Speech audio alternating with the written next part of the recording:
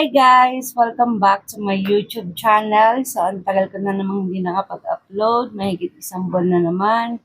Kasi guys, grabe talaga. Hindi ko alam kung anong gagawin ko sa editor app ko dahil ayaw mawala nung watermark. Kaya talaga namang sinolve ko muna yon bago ako mag-upload ng vlog ulit.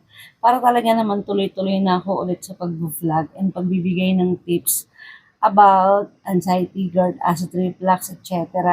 Yes. Yun naman talaga ang purpose ng mga vlogs ko. Simula na nagkaroon ako ng ganon, eh talagang naisip ko na lang na i-share yung mga pinagdadaanan ko or pinagdaanan ko para kung sakali man na may kagaya ko na may ganong pinagdadaanan, eh, 'di ba? Kahit paano, kahit konti, makapagbigay naman tayo ng tips kung paano maging okay. Hindi man ganon perfect talaga na 100% eh maging okay kayo or maging okay tayo. At least kahit paano, in control na natin yung mga bagay na nararamdaman natin. Nais ko makapagkwentuhan sa inyo at bago tayo magkwentuhan guys, please subscribe to my YouTube channel and click mo yung notification bell para lagi kang updated sa mga ilalabas natin mga bagong video. Kahit na medyo natatagalan ako mag-upload, sana huwag kayong magsawa guys na panoorin yung mga vlogs ko. And sa mga nakaraang vlogs ko, yung mga dati kong vlogs guys, yung mga ginagawa ko, paano ko ba nakokontrol or na-handle yung mga bagay-bagay na nararamdaman ko. Ayan, nandyan lahat yan sa aking YouTube channel.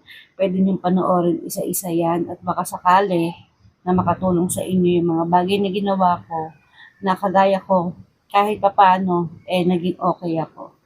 Huwag natin patagalin tong video na to guys, magkwentuhan na tayo.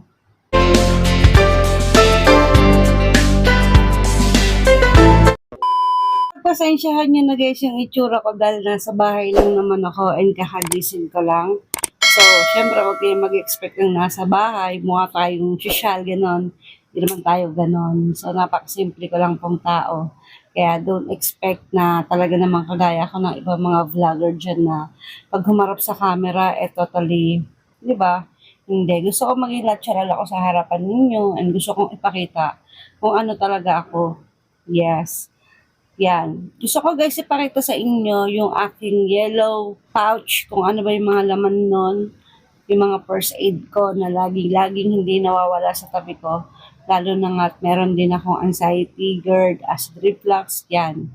Gusto ko ipakita sa inyo yon para kung sakali man na, hindi ko naman sinasabi guys na bumili kayo nun, dapat may ganun kayo, hindi naman. Sa akin kasi kaya meron ako ng ganun, kasi gusto ko maging panatag ako na anytime. Kasi wala namang pinipiling oras or pinipiling lugar or, di ba, yung mga sumpong-sumpong na yan na nangyayari sa atin.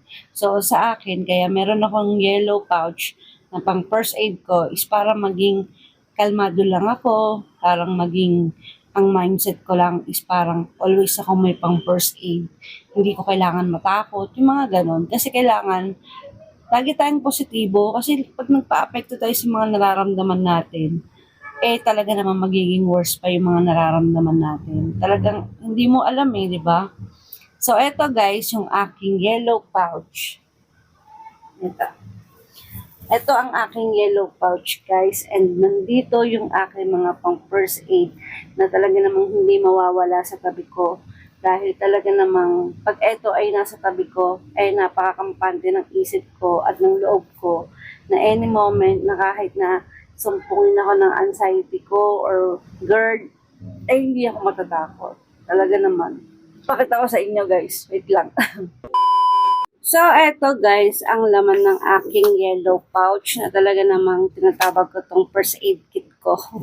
So, nanonood ako guys ng K-drama. And eto guys, pakita ko sa inyo. Ito una. Eto guys is binili ko lang siya sa TikTok shop. Maganda to pagka meron kang anxiety. Ang nakalagay dito Zen Aid. Ayan. Iniinom to, nilalagay siya sa malamig na tubig. Yung parang gumagalam. Gumagalam siya. Ayan. So, hindi ko pa to naiinom dahil kaka-order ko nga lang nito. Pero nakatry na ako ng isang ganito at talaga naman guys na kahit papano nalilesen niya yung aking mga nararamdaman or anxiety. Nagiging kalmado naman ako doon. And yung lasa nito guys is talaga namang hindi ka rin naman talaga masusuka or whatever. Para lang siyang grapes talaga siya ganon. Sarap. Hindi siya sobrang tamis. Hindi rin siya totally trigger ng acid. Lalo sa acid hindi naman. Kasi ang kagandahan nito guys is ang meron to is sodium. Sa ating may mga sakit na anxiety at saka mga GERD, ayan, yan ang kailangan natin, sodium. At ito ay isa sa mga aking first aid kit na nandito. Ito yung aking mga iniinom. Ito guys, iniinom ko to pag wala yung laman yung tiyan ko. Halimbawa, nagkakaroon ako ng morning anxiety. Kasi 'di ba lalo na pagka may menstruation yung mga babae, pa iba-iba yung hormones niya, nagtitrigger yung anxiety niyan. Ayan. So, nakakatulong talaga to sa akin. Itong Zen Aid na nabili ko lang sa TikTok shop. Yan. Hindi mawawala sa yellow pouch ko to. And eto guys. Ayan. Ang aking med kit. Kung tawagin ko to, med kit. Pag binuksan ko siya guys, ayan, makikita niyo yung mga gamot-gamot na nandiyan. Ito guys is yung Saridon. Pag halimbawa na sumakit yung ulo ko, mas mapakaramdam ko, ayan, mga Advil. Tapos pagka may masakit sa akin, halimbawa may namamaga na sugatan ako, ayan, meron ako mga ganyan, yung mga natural na gamot talaga na pang first aid ko yan. Advil, Saridon, may Penamic. Tapos ito guys, yung gamot ko to sa lalamunan guys, parang antibiotic yan. So, nung time na nagkaroon ako ng sore throat, namaga talaga yung lalamunan ko, isa to sa mga gamot na iniinom ko, na nabibili naman to sa butika. Siyempre, gamot to. And hindi mawawala sa akin guys yung anti-allergy. Ayan, kasi guys, ang mindset ko, halimbawa nasa labas ako, kagaya nung time na nagtrabaho ako, kung saan-saan ako kumakain, hindi ko alam kung malinis yon. Or halimbawa may namali akong kain, tapos sinumpong ako ng allergy ko, kahit nasaan ako, at least panatag yung loob ko na may gamot ako. Ayan, hindi mawawala sa akin yung anti-allergy. Alam niyo na kung anong gamot yan. And eto guys, meron din akong Buscopan. Yun nga, kagaya nga ng sinasabi ko, kagaya ng pagkain-kain ko sa labas, halimbawa pag inom ko ng tubig, kasi guys, alam niyo simula na nagka-GERD ako, talaga naman naging sensitive na yung aking tiyan, lalo na sa malinis na tubig, sa maruming tubig, mga ganyan, naging sensitive na ako. Hindi na ako pwede basta-basta uminom lang ng kung saang-saang tubig, lalo na yung mga hindi mineral, ganon. Talaga naman kumukulo yung tiyan ko, nagloloko yung tiyan ko, nagtitrigger yung GERD ko. Kaya talaga namang pagdating sa mga ganyan, kailangan lagi akong may baon na Buscopan dahil mahirap na pag nagkalat tayo sa kalye, 'di ba? Alam niyo naman 'yan. And ito naman yung mga gamot ko, guys. Once na halimbawa nagpapalpitate ako, mainit yung panahon, halimbawa ganon, or sumpungin man ako, ganyan. Sorry kung madilim wala kasing ilaw eh. Ayan, ito yung mga pang-first aid ko. Tapos, pag tumataas yung BP ko, ganyan, nagpa-panic attack ako. Kasi guys, pag nagpa-panic attack ako, sa mga nakapanood na ng last vlog ko, pag nagpa-panic attack ako, kasama na sa pagtaas ng BP ko yun. Basta once na nagpa-panic attack ako, tumataas yung BP ko. Parang ganun siya. So, ayun na nga. Ayun lang naman yung mga laman ng aking parang gamot-gamot dito na lagi kong dala kahit saan ako magpunta. Kasi nga, gusto ko talaga maging kampante ako na lagi akong ready. Diba? Wala naman kasing masama eh. Kasi pagka once na alam mo may nararamdaman ka na at talaga namang hindi mo alam kung saan ka tatakbo, paano kung alanganing oras, wala ka na mabilan na gamot, diba? At least, always kang ready, lagi kang may dala-dala. Hindi mo kailangan magpanik. Diba? Ayan. And marami pa tong laman kaya lang yung iba na ubos na. Kagaya ng Alaxan, ganun, by Jessie, mga ganun. So, ayan. Yung mga laman yan. Pero ang pinaka-importante sa akin dito, guys, is etong propanolol, itong Catapres, at saka yung anti-allergy ko. Yan talaga ang pinaka-importante sa akin. Dahil yan talaga ang mas nakakapanatag ng loob ko. Kasi yung mga, ayan, yung mga Advil na yan, yung mga ganyan. Kasi pag may kasama ko, always din silang may baon. Kaya, kahit maubusan ako, meron ako matatakbuhan. Pero yung mga ano kasi yung mga propanolol, katapres, iilang tao lang ang merong ganyan na laging may baon. Yes. Ayun lang guys, ayan siya. Ayan siya guys, and etong lagayan na to, in order ko lang din to sa TikTok shop. And pati tong yellow pouch. Sorry guys kung may madilim ah. Ayan, madilim. Hindi ko na kasi binuksan yung ilaw, gawa ng mainit yung panahon. Lalo kung nahihirapan huminga. Ayan, kagaya nga niyan, sobrang init ng panahon, ang lakas niya makatrigger sa acid at anxiety. Parang, ewan ko ba, parang ang hirap huminga. Ewan ko kung ako lang. Parang ang hirap kasing huminga, di ba, pag sobrang init. So, eto, sa mga last vlog ko, guys, alam nyo na kung ano to. Ito yung ginagamit ko, guys, once na ina-atake ako ng anxiety ko. Alanganing oras ako nakakatulog, hindi ako makatulog, yung mga ganon. Ito, yung Presco. Ito talaga ang pinaka-paborito ko sa lahat. At ito yung unang-una kong first aid sa lahat na talaga namang totaling nakatulong talaga sa akin. Yan. Yung mga may anxiety dyan na hindi makatulog. May mga ganun kasi ako, naranasan ko na yon. Nung nagka-anxiety ako, halos magdamag akong gising. Hindi ako makatulog nung wala akong kasama, wala akong katabi. Ayan, yan talaga yung mga anxiety ko noon. Tapos kung ano-ano yung pumapasok sa isip ko na hindi ko maintindihan kung saan nanggagaling yung mga ganung bagay na pumapasok sa isip ko. Hanggang sa nag-search na nga ako ng mga bagay na pwede kong gamitin para kahit paano ma-relax yung isip ko, makapagpahinga ako, makatulog ako ng maayos, nang hindi ako nag-overthink. And ayun, isa sa mga nakatulong sa akin yung pagpapahid ng mga essential oil. Lalo na ito talaga yung nakatulong sa akin guys, 100%. Sa aking anxiety, ito talaga yung pinakamalaking na itulong sa akin. Nabili ko lang to guys sa Watson. Ano to, Presco, Lavender. Ayan, pinapahid ko lang siya dito. Tsaka pag naamoy niyo siya, talaga namang totally nakaka-relax. Hindi siya masakit sa ulo, hindi siya nakakahilo, as in talagang relaxing to. Yan. And eto, yung mga ganito. Ito guys, nung pumunta kami ng Quiapo, ayan, binili ko tong Tiger Balm. Kapapanood ko ng mga k-drama, yung mga essential oil nila dun. Ayan, napabili tuloy ako ng Tiger Balm. Ano naman to guys, parang pag nasa biyahe ka, ganyan, nahihilo ka, pwede mo siya ipahid-pahid dyan, sa mga ganyan masakit ulo mo. Ayan. So, ito pa yung mga nabili ko sa TikTok shop. Ayan. Ito yung mga inhaler ng galing Thailand. Ayan. Ang bango rin nito. Ito maganda to sa mga may vertigo. Ayan. Malaki rin yung tulong nito sa akin. Kasi parang minsan, ewan ko, parang binivertigo na din ako. Ayan. Sobrang nakaka-relax to at talaga namang pag masakit yung ulo mo, yan, mga nakakatulong to mga ganitong bagay. And meron pa akong binili guys yung parang inhaler din siya na kulay green. Sa mga hindi pa nakakapanood ng ibang vlog ko, andun yan. Para siyang pito-pitong halaman, ganon, na nasa ganong lalagyanan ng green. Ayan, pinaka-paborito ko rin yun, lalo na nagtatrabaho ako, mainit yung panahon, masakit sa ulo, mga ganyan sa biyahe. Ayun yung mga ginagamit kong inhaler para kahit paano kumalma ako. Lalo na rin yung katengko, ayan, nagkakatengko din ako. Ayun yung mga ginagamit ko. Ewan ko ba, sign of aging na ba?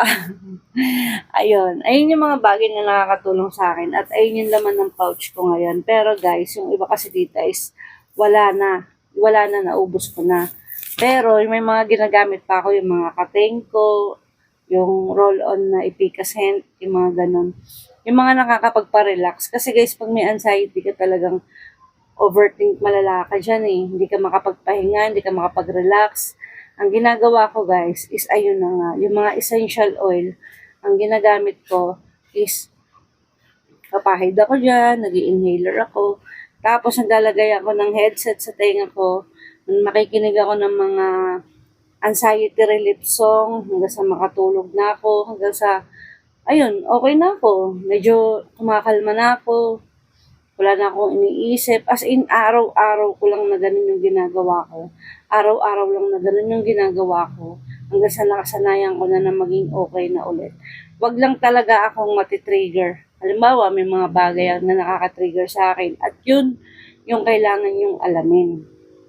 Kagaya ng halimbawa, marami sa ating may anxiety na trigger sa mainit na panahon, mga ganyan. May anxiety na trigger sa malamig or sa mga kinakain nila. Halimbawa, sinumpong ka ng GERD mo, syempre hindi mo alam kung ano ba yung nararamdaman mo, nag-overthink ka na, napupunta na siya sa anxiety, mga ganun kasing senaryo. And lahat ng yan, guys, is napagdaanan ko na yan. Andyan yung sinusumpong ako ng acid ko, nanlalamig yung kamay ko, yung talampakan ko na nagpapawis, na talaga namang hindi ko alam kung ano yung nararamdaman ko, kung ano-ano na yung naiisip ko. Tapos, nag-heartburn ako. Yung heartburn ko, as in, malala. Talagang nangangasim yung lalamunan ko. Tapos, kung ano-ano yung pumipitik sa mga katawan ko. As in, parang feeling ko noon kung ano-ano na yung sakit na meron ako. Yung mga ganon. And talaga namang inalam ko kung saan akong pagkain na trigger. Kagaya ng mga sobrang mantika, yung mga ganon. Kaya kayo, alamin nyo kung saan kayo natitrigger para yun yung mga bagay na pwede nyong iwasan. Hindi naman kasi lahat ng pagkain pag may GERD ka, bawal. Hindi naman. Basta alam mo lang kung saan ka trigger, yun lang yung hahanapin mo. Kasi kung lahat ng bawal susundin mo, hindi na magiging normal yung life mo. Parang naka-mindset ka na parang gusto mong kumain ng ganito, kaso bawal sa'yo, yung mga ganon. Paano kung hindi ka naman pala triggered doon? Sinabi lang sa'yo na bawal. O, di ba? Paano ka makakabalik sa pagiging normal kung hindi mo susubukan, di ba? Hindi naman kasi lahat ng bawal, guys, is bawal eh. Hanapin mo lang talaga kung ano yung pinakabawal sa'yo. Kagaya ng mga halimbawa, nagpa-palpitate ka, uminom ka pala ng milk tea. So, ibig sabihin nun, trigger ka doon. Trigger ka sa milk tea, so iwasan mo yon. Nagpa-palpitate ka kasi nagkakape ka or nasusobrahan ka na sa pagkakape. So, kailangan mo siyang iwasan. Halimbawa, sinusumpong ka ng GERD or ina-acid ka kasi uminom ka pala ng gatas, uminom ka pala ng pineapple. Ayun yung mga bagay na kailangan mong iwasan. Pero hindi lahat ng pagkain na sinabi sa yung bawal, dapat mong iwasan. Hindi mo kailangan biglain din yung sarili mo. Kailangan lang, alamin mo lang. Maglagay ka ng mga listahan, mag-note ka, ganyan. Itong araw na to, ganitong oras, uminom ako ng gatas. Bumilang ka ng mga 2 oras o 3 oras. Pag sinumpong ka niyan, ibig sabihin, trigger ka dyan. Pero pag halimbawa, uminom ka ng gatas at alam mong matagal na yung oras na diferensya na hindi ka naman sinusumpong or okay ka, ibig sabihin, hindi ka trigger dyan. Basta lagyan mo lang ng limit yung ginagawa mo or iniinom mo. Halimbawa, uminom ka ng milk tea. Yung milk tea na yun, 8 ounce. Uminom ka lang siguro mga 4 ounce or kalahati lang, di ba? Ganon, susubukan mo kung ano yung mga bagay na pwede sa'yo at hindi pwede sa'yo. Kasi kung lahat talaga, susundin mo, ay nako, napakahirap. Napakahirap maging okay. Lalo na, hindi naman yan yung nakasanayan mong lifestyle. 'Di ba? Pangahawakan mo lahat ng mga bawal, mahihirapan ka. Ikaw lang din ang magpapahirap sa sarili mo, sa totoo lang. Ako kasi talagang dumating na rin ako sa point na ina-anxiety ako. Lahat na ng lab test, pinagawa ko na, gumastos na ako. Lahat yan guys, nandito sa aking YouTube channel, pinatingin ko na yan lahat. At lahat yan normal. Alam niyo yan. Lahat ng mga nakapanood ng mga vlogs ko, talagang iba naging dating sa akin ng anxiety. Talagang dumating ako sa point na nagpa-to-the echo na ako dahil talaga namang iba. Heartburn lang pala. Sipin mo, heartburn lang pala yung nararamdaman ko. Pero dumating ako sa point na nagpa-to-the echo ko, diba? Ganun kalala. Ganun talaga kalala ang anxiety ko. Tapos gabi-gabi ako umiiyak, pupunta ako ng ER, hindi ako makahinga. Meron kasi dumating sa akin guys, one time na uminom ako ng Incad na pineapple. Hindi ko alam na talagang super trigger pala ako dun. So inom ako, siguro ubos ko siya isang buo, yan naubos ko. Ngayon, nung pag-inom ko, siguro mawala pang 30 minutes. Nangati yung lalamunan ko, tapos maya-maya hindi na ako makahinga. Tapos nagpasugod na ako sa ER nun. Tapos doon ko na nalaman na parang, ayun nga, may GERD nga daw ako. may acid daw ako. So, nag-trigger yon para hindi ako makahinga. Yung mga nararamdaman ko, mag-trigger siya dahil lang sa pineapple na yan. So, simula nung nangyari sa akin yan, guys, talaga namang hindi na ako kahit kailan uminom ng pineapple ng incan. Pati yung gin pineapple. Basta lahat ng pineapple, talagang iniwasan ko na yan. Simula nung nangyari sa akin yan. And, nung time din naman na nagtututbrush ako, okay naman ako dun sa toothpaste na mga ginagamit ko. Nung time na nagkaroon ako ng sore throat, nagmumug ako ng Bactidol, guys. Bactidol lang yun, Nagmumug ako ng Bactidol. Maya, nagulat na naman ako. Hindi na naman ako makahinga. So, ibig sabihin nun, trigger ako sa Bactidol. Sa mga pang-gargle, ayan. Trigger ako sa mga ganyan. So, ayun, doon na ako nagsimula na hanapin ko na lang yung mga bagay kung saan ako trigger at kung saan mga bagay ako pwede at doon ako mag-i-stick. Diba? Hanggang sa unti-unti nagiging okay na ako. Pero once na nagkaka-menstruation ako, guys, ayan, hindi talaga maiiwasan na hindi ka susumpungin ng anxiety mo dahil once na nagkaroon ka ng menstruation, talaga namang ang hormones mo pa iba-iba. Yan. Yan ang aalamin nyo, guys. Wag na wag kayong magpapatalo sa kung ano yung sinasabi ng isip nyo dahil ayan na magpapalala sa inyo. Yan talaga ang magtatakbo sa inyo sa ospital. Ayan ang magbibigay sa inyo ng kung ano-anong bagay. At hanggat sinisiksik nyo sa isip nyo yan, lalala't lalala yan. Hindi ko naman sinasabing gawin nyo agad-agad. Hindi naman. Siguro step by step, doon ka lang muna sa part na mag-relax ka muna. Diba? Mag-relax ka lang. Pahid ka ng mga essential oil bago ka matulog. Magdasal ka, tapos kinig ka ng music. Diba? Magugulat ka na lang, nakakapagpahinga ka na ng maayos, nakakapag-isip ka na ng maayos. Nagiging okay na yung flow mo. Talagang as in, parang feeling mo, medyo nagiging okay ka na. Yung mga ganong bagay, doon mo simulan. And then, pag alam mong medyo kalmado ka na, o mo okay ka na, hanapin mo ng paunti-unti yung mga bagay na nakaka-trigger sa'yo para yun yung iiwasan mo. Kasi kung pagsasabay-sabayin mo yan para maging okay ka, hindi ganun kadali. Hindi ka pwedeng maging okay ng biglaan. Walang ganun, be. Wala. Kailangan mong alamin pa isa-isa at kailangan mong tulungan yung sarili mo. Kasi wala namang iba nakakaintindi ng nararamdaman natin kundi tayo lang din. 'Di ba? Tayo lang din 'yan. And ayan, dumating din ako sa point nyo na kagaya nyo, nagpo-post ako sa social media na yung mga nararamdaman ko, bakit ganito? Normal ba to? Acid pa ba to? Bakit ganito? Dumating din ako sa point na ganyan na naglalabas ako ng nararamdaman ko through online at sumali rin ako sa mga GC, sumali rin ako sa mga group page, yung mga ganon, sumali rin ako dun. And walang masama dun, guys. As long as nagiging okay ka sa mga part na ginagawa mo, ituloy mo lang yan. Diba? Kasi talaga namang walang ibang makakaintindi sa atin, kundi tayo lang din. At gawin natin yung mga bagay na makakapagpa-okay sa atin. Gusto mo magpa-check up, gusto mo patingin yung mga bagay na nararamdaman mo, go! Diba? Kasi alam nyo, guys, once na nalaman nyo na wala kayong kahit na anong sakit, isa sa mga bagay na yon ang nakakapagpakalma ng sarili natin. Doon tayo nagiging okay. Ano ba itong nararamdaman ko? Okay naman pala ako. Yung mga lab test ko, normal naman pala. Siguro ina-anxiety ako kasi kung ano-ano nararamdaman ko, tapos naiisip ko na lang bigla, tapos okay naman pala yung mga lab test ko, di ba? Isa yan sa mga nakakapagpakampante ng loob natin pag alam natin na yung lab test natin is normal. Malalaman nyo naman yan, guys, sa lahat ng mga vlogs ko. Pag pinanood nyo yan, ganyan na ganyan. As in, baka nga mas malala pa yung pinagdaanan ko eh. As in, grabe talaga. So, dami ko nang sinabi, guys.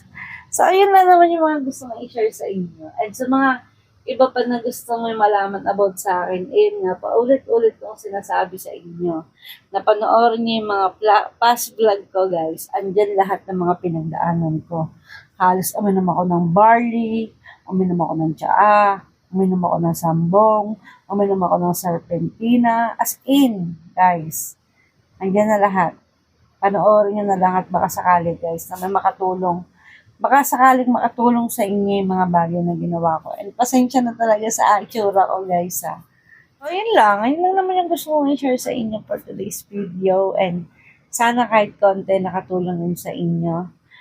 Hope you like this video, guys. Please don't forget to like, share, subscribe, and please click mo na yung notification bell para lagi kang updated sa mga ilalabas natin mga bagong video. And gawa natin to ng part 2 kasi masyadong mahaba na tong video natin, no? So, see you on my next vlog, guys. Bye!